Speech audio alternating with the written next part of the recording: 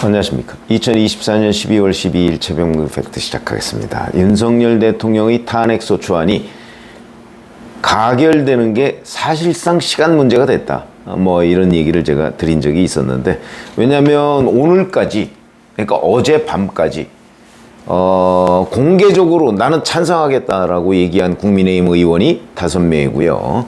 익명을 전제로 해서 찬성 의사를 밝힌 사람이 1명. 그럼 6명이죠. 8명이 찬성하면 가결이 되니까 2명 정도가 아마도 오늘 내일 중에 나올 가능성이 있다. 뭐 안 나오더라도 이번에 부결되면 21일에 다음 주 토요일에 또 가결될 가능성이 있다. 뭐 이런 말씀을 제가 드린 적이 있었는데, 뭐 그건 어디까지나 예측이죠. 자, 만약에 이렇게 해서 이제 가결이 되고 나면 헌법재판소에서는 언제 결정이 될 것이냐. 이제 이 국면으로 넘어갑니다.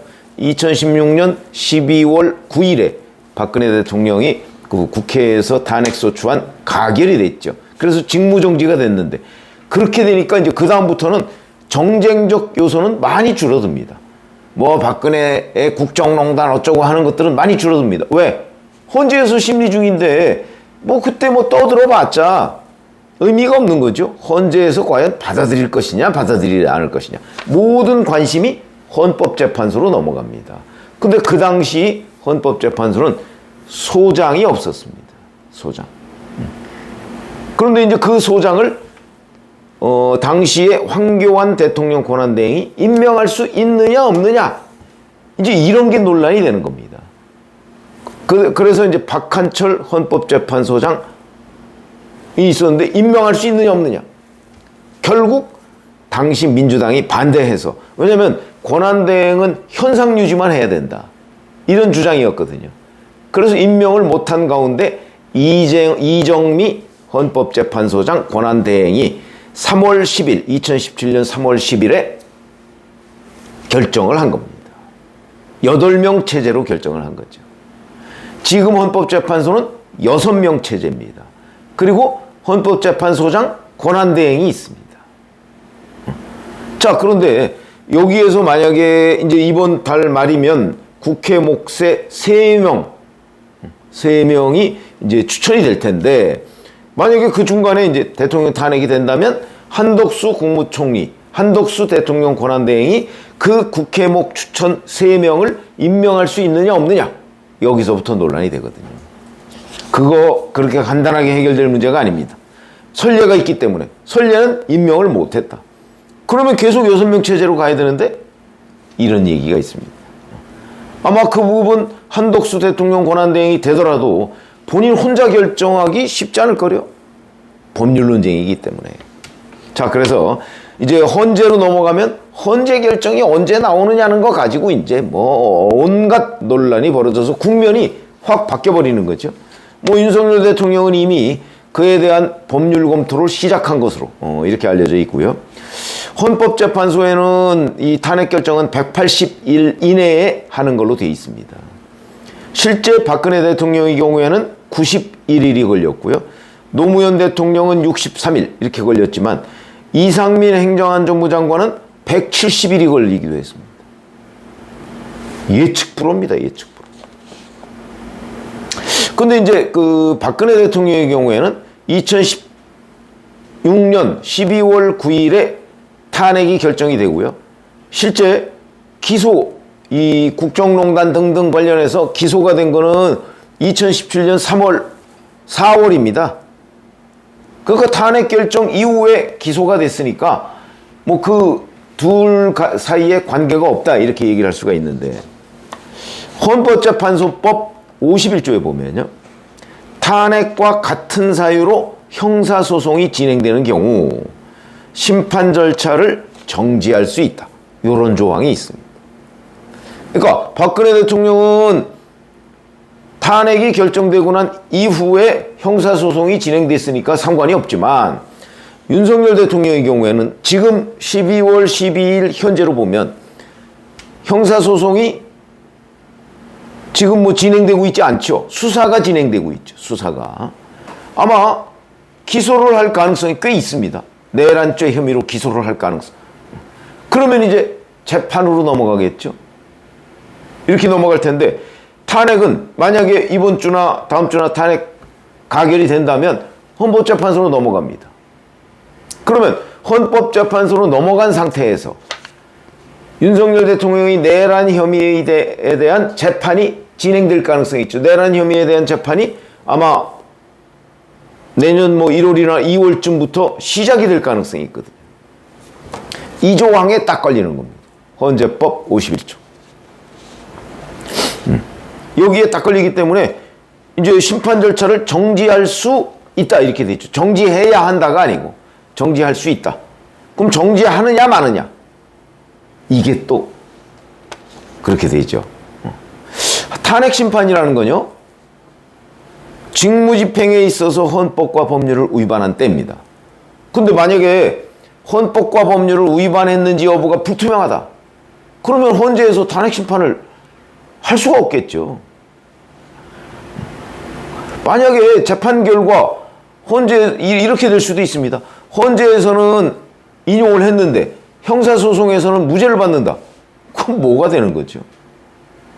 법률로 무죄를 받는다는 얘기는 법 위반이 없었다 이런 얘기가 되는 거죠. 그럼 헌재는 도대체 뭘 보고 이 탄핵 사건을 인용한 거냐? 두 개가 다르면, 같으면 상관없지만, 이래서 이제 헌법재판소 심리를 형사소송이 진행되면 정지하자, 이게 합리적 타당성을 갖는 겁니다. 실제 그런 경우가 있습니다. 바로 고발사주 손준성 케이스입니다. 작년 5월에 기소가 됐거든요.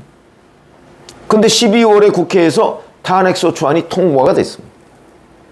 자, 이렇게 되니까 형사재판은 형사재판대로 계속되고 헌법재판소의 탄핵 심리는 계속되고, 두 가지가 계속되니까 올해 손준성 검사장 쪽에서 이 바로 헌재법 51조를 들어서 헌재의 결정을 미뤄달라. 그래서 헌재가 올해 4월에 그걸 받아들여서 지금까지 헌재 결정은 유보하고 있습니다. 엊그제 2심 무죄로 나왔죠. 1심에서는 유죄, 2심에서는 무죄로 나왔습니다. 더욱더 헌재가 결정을 못할 상황입니다. 이걸 어떻게 합니까? 2심 결과대로, 1심 결과대로 따르자면 결정을, 손준성 검사장을 탄핵해야 되는데, 2심 재판 결과에 따르자면 탄핵을 기각해야 되고, 3심까지 기다리지 않을 수가 없는 상황이 돼버렸죠. 만약에 윤석열 대통령의 경우에도 헌재가 이거 내란죄 혐의에 대해서 좀 애매한데 요거 형사소송을 좀 기다리자 그러면 아마 윤 대통령 임기를 채울 수도 있습니다. 이런 변수가 있다는 거죠. 자, 그러면 이런 손준성 변수라고 하는 손준성 케이스가 윤석열 대통령한테도 적용이 되느냐 안 되느냐, 이거는 재판부 재량입니다. 그 재판부 재량을 누가 예측할 수가 있겠습니까? 그러니까 이게 적용돼야 한다, 말아야 한다, 막 이런 논란이 이제 진영에 따라서 엇갈릴 가능성이 대단히 높다. 예를 들어서 적용이 되지 말아야 된다는 논리는 이런 겁니다. 이론적으로는 적용이 돼야 되는데, 아니 일개 검사장의 직무 공백과 대통령의 직무 공백이 똑같냐? 그렇기 때문에 대통령의 직무 공백은 엄청난 일이기 때문에 이 직무 공백을 오래 끌고 갈 수가 없다, 이렇게 주장하는 쪽은 손준성 케이스와 윤석열 케이스는 다르다, 이렇게 얘기를 하겠죠. 근데 여기에 또 다른 반론이 있을 수 있습니다. 검사장은요, 직무 정지되면 적어도 그 사람이 맡은 분야의 일이 공백이 되는 거 확실합니다. 근데 대통령은 직무 공백이 있으면, 직무 정지가 되면 국무총리가 권한대행을 합니다. 그러니까 대통령이 있는 것처럼 완벽하게 직무 수행을 할 수는 없겠지만 적어도 직무 공백이 발생했다, 그렇게 얘기하기도 또 애매한, 한덕수 국무총리가 권한대행을 다 하니까, 물론 권한대행은 현상유지다, 이렇게 또 반론을 제기하는 사람도 있습니다. 그러니까 끊임없는 법률 논쟁이 된다. 그럼 결론을 못 내리는 것 아니냐? 이런 얘기도 있을 수 있어요. 반론, 또 다른 반론, 뭐 이렇게 됩니다. 그 이론적으로 보면 할 수 있다로 돼 있기 때문에 헌법재판소가 이걸 어떻게 판단하느냐. 윤석열 대통령의 내란죄라는 것이 과연 헌법이나 법률을 위반한 때 이렇게 돼 있는데, 법률 위반은 형사소송에서 다투더라도 헌법 위반 여부는 헌법재판소에서 할 수 있는 것 아니냐. 그러면 자, 이거 중단하지 말고 그냥 헌법 위반 여부만 따져보자. 이럴 수도 있고, 아니면 형사재판이 진행 중이니까 그 결론을 한번 보자. 지금 뭐 윤석열 대통령은 이거는 내란이 되지 않는다, 뭐 이렇게 상당히 자신감을 보이고 있는 걸로 알려져 있습니다.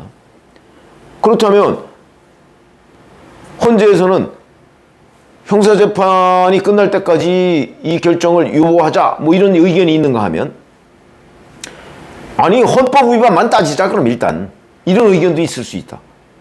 그런데 6명 체제, 물론 이제 올 12월 말이면 3명을 추가로 추천하는데 그건 또 다른 논란이 있다고 했죠.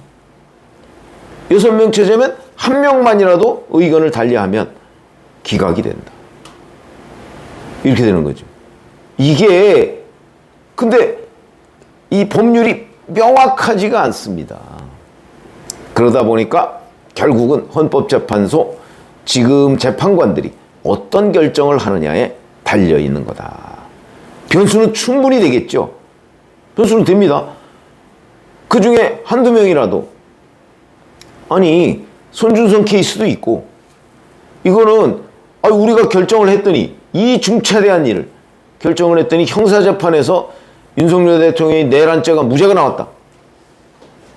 그럼 이걸 어떻게 수습하느냐? 그때까지 기다리자. 이런 얘기가 나올 수 있습니다. 그리고서 뭐 법원에 신속하게 재판을 해달라, 뭐 이럴 수 있겠죠. 이게 그렇게 간단한 문제가 아니다. 근데 헌법재판소 재판관들을요, 아무리 취재를 하려고, 제가 뭐 법조 출입 과거에 할 때도 하려고 해봤는데 그게 잘 안 되더군요. 왜냐면 재판관 각각이 전부 다 뭔가 이렇게 심리를 하고 있고, 나중에 자기네들끼리 말을 맞춰보는 거는 최종적이거든요. 그러니까 지금부터 헌법재판소 결정이 나오기 직전까지는 각자 생각은 있죠. 근데 각자 생각도 기자들이나 이런 데 잘 공표를 안 합니다. 그런데 더군다나 그걸 합쳐봤더니 최종 결론이 어떻더라? 헌법재판소장도 잘 모릅니다. 그래서 과거에 어마어마한 오보를 조선일보가 한 건 아니지만 다른 신문이 낸 적도 있습니다. 그거 이렇게 조각을 모아서 자기네들끼리 판단해서 했다가 바로 그 헌재 결정 발표하는 날 어마어마한 오보를 한 적도 있다.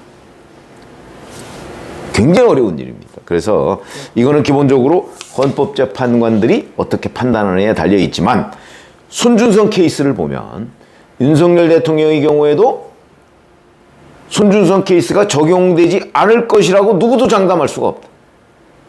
적용이 되면 헌법재판소 심리기간은 굉장히 길어진다. 엄청난 변수가 되겠죠. 이렇게 말씀을 드립니다. 고맙습니다.